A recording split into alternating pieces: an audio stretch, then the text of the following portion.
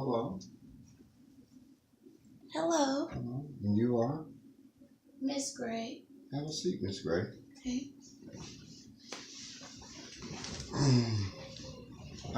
I can see from the intake form that you are 37 years of age. Yes, I am. Um, tell me about, give me a little background on your growing up. How many brothers and sisters do you have? My childhood and the environment I grew up in. Yes. Okay, well, I was born on a military installation, and my parents are Christian, so I grew up in a Christian home. I'm the oldest of three children. I have two younger brothers. Oh, okay, good, good. Um, are your parents both alive, your mother and father? Yes, my mother and father are both alive. Okay. And could you give me a little history of their birthplace? Well, my mother was born in Columbus, Georgia. My father was born at Mount Sinai Hospital on Miami Beach. Oh, okay. Miami Beach. Nice place. Yes. Give me a little brief history of your educational background. Well, I currently hold 3 degrees. I have a bachelor's degree in business. I have a master's degree in leadership and a master's degree in religious studies. Okay. That's very beautiful. Tell me, are you married? Yes, I am married and I have two beautiful daughters. My oldest is 17 years old and my youngest is 12 years old. Oh, very wonderful. So give me a little bit information of how it was growing up in a Christian home. It was absolutely great growing up in a Christian home. Um, really, we had no choice if we were going to be Christians or not, but I'm really glad about that. Um, I have in my adult life been able to study different religions because of my degree in religious studies. And Christianity is by far, in my opinion, the greatest, and it has truth and the only true and living God. Oh, wonderful. I also noticed from the intake form that you said that your father was a preacher. Yes, my father is a How preacher. long was he a preacher? Is he still a preacher? Well, my father had a massive stroke in 2013, I'm sorry to hear and it that. was very devastating um, to me and my family. And when he was in ICU, we would have to, go to the hospital. I went every day. And my husband actually purchased this blanket for me because the hospitals are so cold. And now I kind of carry this blanket with me everywhere. And sometimes people have asked in church, "Oh, are you cold or whatever?" And I said, "Actually, it's for comfort." Oh, And okay. then my mother, not meaning to be, but she was cruel in saying that perhaps I needed to come see a therapist in regards to my blanket. Okay. But going into those filthy hospitals, looking at my father fighting for his life was so devastating. I don't know.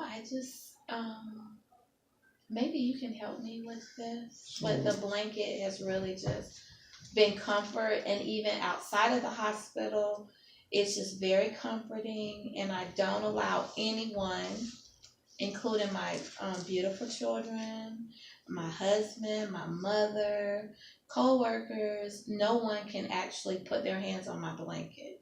so, so you're here today to talk about your blanket. Why do your mother feel that it's an issue in your life? How Well, has the blanket impacted your life or for example, one time my husband was pulling the car out of the garage and my blanket was in the car and he allowed the blanket to fall on the floorboard of the car. oh my goodness. And that was rude. It was insensitive. It was actually cruel. and it was a problem that we had. So I'm gathering that the blanket has sentimental value to you. Yes, it does. Um, relate to that a little more. What is the sentiment with the blanket?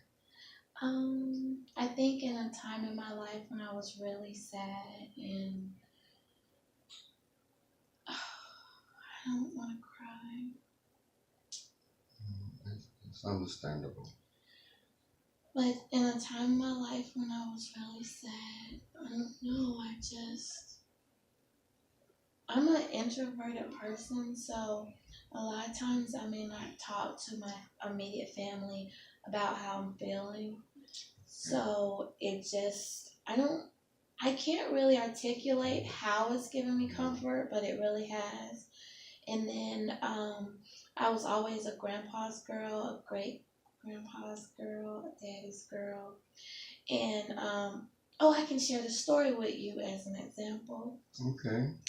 So I was like probably 14 or 15, and I had a sore throat. So I didn't go to school. And my grandparents lived in the house right next door to us. My great grandfather was a builder, so he built the whole subdivision that we lived in. Okay. And my grandparents lived next door.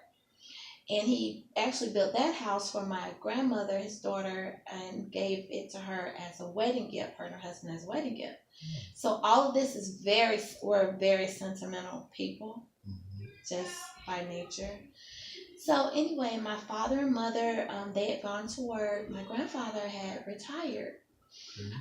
He was a guidance counselor for many years. He also taught chemistry. He was really great with the sciences. But anyway, so I could only drink whenever I had a sore throat. I could only drink the Minute Maid fruit punch. Okay. So he asked me what did I need that would make me feel better. So I said, well, the Minute Maid fruit punch would make me feel better. So he went to the corner store, which doesn't really have Minute Maid fruit punch. So I already knew that, but so he went there, he got me some fruit punch, but it wasn't the Minute Maid brand. Okay. So when he brought it, and I was like, oh, thank you, Papa, but this kind of fruit punch is gonna actually burn my throat instead of like soothe it. So he said, I'm sorry, baby. So then he went back to the store, which he had to go to Publix to actually get the Minute Maid fruit punch that I drink. Okay. But he went to the store and he got the wrong fruit punch again, and he brought it to me. Actually, this particular thing happened 5 times that one day. And so finally, he went to the right store after going to different stores and got the right Minute Maid fruit punch, which did make me feel better. Oh my goodness! So you're telling me your grandfather, how old was I he think at he the was time? probably 70 years old. He made 5 trips to the store for you that day. Well, I wasn't feeling well. Okay. So when my father got home, of course he was a preacher, but when my father got home, he looked in the refrigerator and he said, Gina, why are all of these different juices in here? And so I explained to him that Papa had gone to the store to get me the Minute Maid fruit punch, but he kept getting the wrong one. So he ended up getting me the right one, but of course that was the 5th trip. Oh my goodness. And then it made my father very angry, and he said that he was going to whip me. Whip you meaning? Spank me or something, I don't know. It was kind of creepy because he never hit me. So it's like, why would you threaten to hit me when I'm not feeling well? Then you would say you would do something like that and you've never done it in your life. And it made me afraid and it made me sad. Okay. So I went to the phone and I called my papa who lived next door. Okay. And then my papa said, well, put that guy on the phone.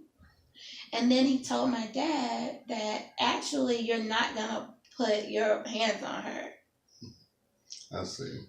So you're not only a daddy's girl, but you was granddaddy's girl too. Yes. Oh, Oh, I wonderful. have more stories about my great grandfather if you have the time.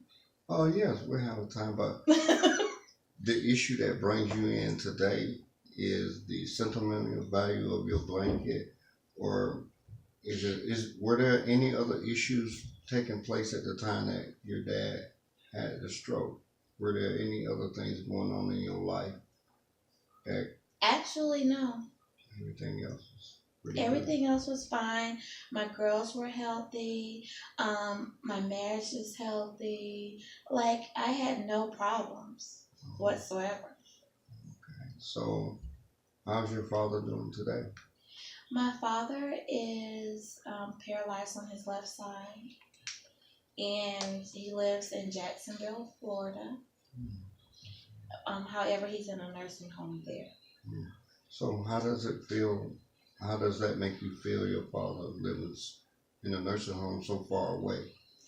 It makes me really sad, and of course, I want to go see him. And when I go, I'm gonna take my blanket. Really. So, your blanket is a form of comfort for you, would you say? Yeah. And I don't really think it's a problem. I think probably other people have the problem.